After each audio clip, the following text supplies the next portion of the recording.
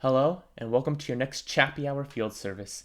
This is Chaplain Stephen Roberts, and this week we're going to continue through our series through the Old Testament book of Esther, and the theme, the hidden hand of God. And today we're going to be talking about the rise of Esther, the rise of Queen Esther, really in part what this book is all about. But let's review for a second how we got here. Remember, we have been studying King Xerxes, the greatest king over the greatest empire in the known world at that time. This is the mighty King Xerxes, who oversaw the attack on Greece, what led to the Battle of the 300. The mighty King Xerxes who ruled over a lot of his neighboring nations. And so far in the book of Esther, we have seen how this man displayed his incredible power in his pursuit of incredible pleasure.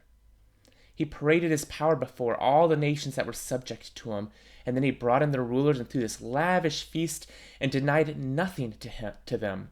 The one rule they had was that there was no rules. They could really have any pleasure at their fingertips. Seemingly, power and pleasure were inevitable for this godlike king of men. And yet, when he asked his Queen Vashti, to come and dance for all the assembled rulers because she was that beautiful, when he called upon her to come and make herself an object of his pleasure and the pleasure of the surrounding multitude, she said no. And because this woman said no, she thwarted the pleasure of perhaps the mightiest man in that age. She undermined the power of the mightiest man of that age. He and his advisors decided to send out a letter to all the surrounding nations under their rule, reminding the men to, in a sense, subdue their women, reminding the women to respect their men. The mightiest kingdom and power was that fragile, where one seemingly insignificant person could say no and produce that amount of fear and insecurity. And all that paves the way for our passage today. And it'll be a little bit of a longer passage. It'll be Esther 2, verses 1 through 18. And so let's see where power and pleasure, we see where power and pleasure have been led. But let's see where you might perhaps start to get a taste of security and joy. Where you might be able to begin to see the hidden hand of God at work. So starting with Esther 2, Verse 1. After these things, when the anger of King Xerxes had abated, he remembered Vashti and what she had done and what had been decreed against her. Then the king's young men who attended him said, "Let beautiful young virgins be sought out for the king, and let the king appoint officers in all the provinces of his kingdom to gather all the beautiful young virgins to the harem in Susa the citadel, under custody of Hegai the king's eunuch, who is in charge of the women. Let their cosmetics be given them, and let the young woman who pleases the king be queen instead of Vashti." This pleased the king, and he did so. Now there was a Jew in Susa, the citadel, whose name was Mordecai, the son of Jair, son of Shimei, son of Kish, a Benjamite, who had been carried away from Jerusalem among the captives carried away with Jeconiah king of Judah, whom Nebuchadnezzar king of Babylon had carried away. He, we're talking about Mordecai here, was bringing up Hadassah, that is Esther, the daughter of his uncle, for she had neither father nor mother. The young woman had a beautiful figure and was lovely to look at. And when her father and her mother died, Mordecai took her as his own daughter. So when the king's order and his edict were proclaimed, and when many young women were gathered in Susa the citadel in custody of Hegai, Esther also was taken into the king's palace and put in custody of Hegai, who had charge of the women. And the young woman pleased him and won his favor, and he quickly provided her with her cosmetics and her portion of food, and with 7 chosen young women from the king's palace, and advanced her and her young women to the best place in the harem. Esther had not made known her people or kindred, for Mordecai had commanded her not to make it known. And every day Mordecai walked in front of the court of the harem to learn how Esther was and what was happening to her. So let's stop there just for a second and note how the spotlight is shifted. You remember, we mentioned in our prior passage how the spotlight had shifted from the greatest king in the known world to Queen Vashti. How she had stolen the spotlight from him, the story that was supposed to be his here. And yet that continues. The story is not about King Xerxes. It is about a young woman named Esther, who at this point is a virtually unknown woman. She's just a random person who happened to be very pretty. And it turns out more than that. Also very wise, very skillful. Notice how these pieces are seemingly moving into place in ordinary ways, and yet you know that something more significant is happening. The shift in the spotlight has transitioned from a king and all of his power and pleasure to an unexpected helper. We see a woman who, like Queen Vashti, was recognized for her beauty. And that already gives us a clue that this might be the person to replace Vashti. And yet, she was also a Jew. She is, in a sense, an outcast people, a marginal people in this kingdom with no real power, unlike the power of mighty King Xerxes. And yet, she is highlighted here. But being a Jew is not necessarily a good thing for her. She's commanded by her uncle Mordecai to keep this thing a secret. And we start to see the hidden hand of God at work. One of his beloved people, a Jewish woman named Esther, begins to climb through the ranks and gain favor.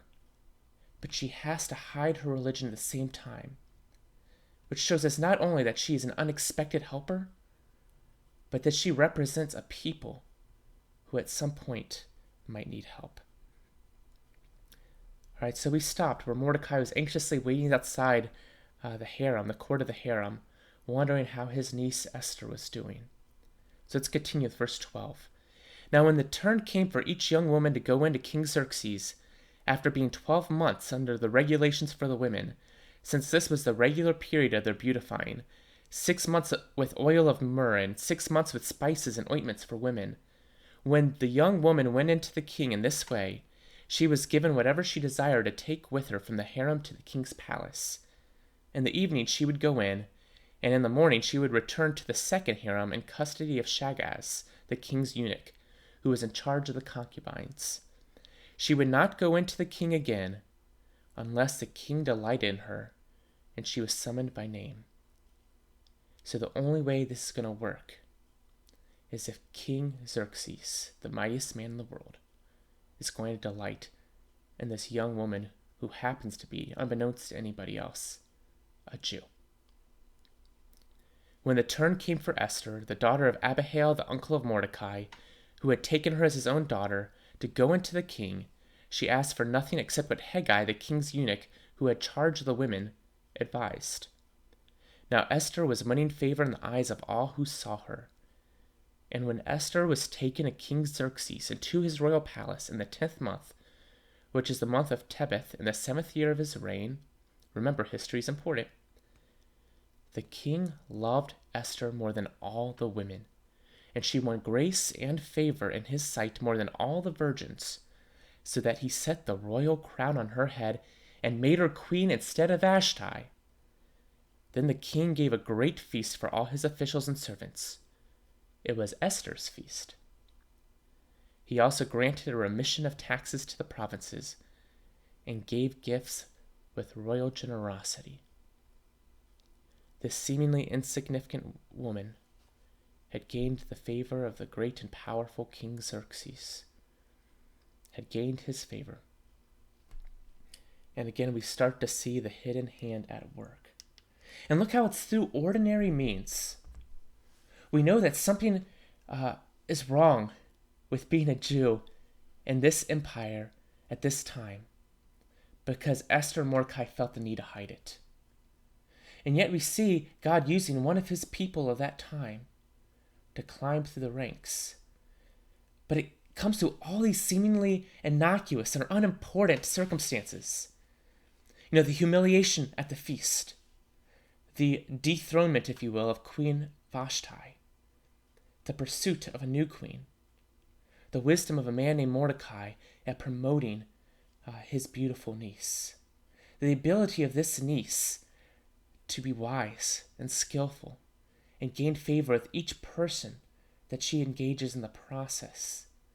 Through all these ordinary means, none of these are miraculous. We see pieces seemingly, divinely, providentially put into place. And we see this woman, Queen Esther, now put into a scene of power. But why? I'm not asking why she got there. We know how she got there. But why is God putting Esther in this seat of power at such a time, in such a place? And I think, let me just suggest to you that this prefigures for us another unexpected helper. A man from Nazareth, a carpenter's son, who challenged our notions of whether we can really gain power over our lives and over the world, challenged our notions about whether personal pleasure and happiness should be our ultimate pursuit, our ultimate end, and instead suggested that he trade his life for our own, God for man, crown of glory for crown of thorns. I wonder if Esther already is starting to point to that unexpected helper. Let me close by asking you two questions. One, can you truly be king of your life, or do you need a helper? Will you be able to maintain that power you need, that sense of control you need, that sense of security you need in and of yourself, or will it always be undermined?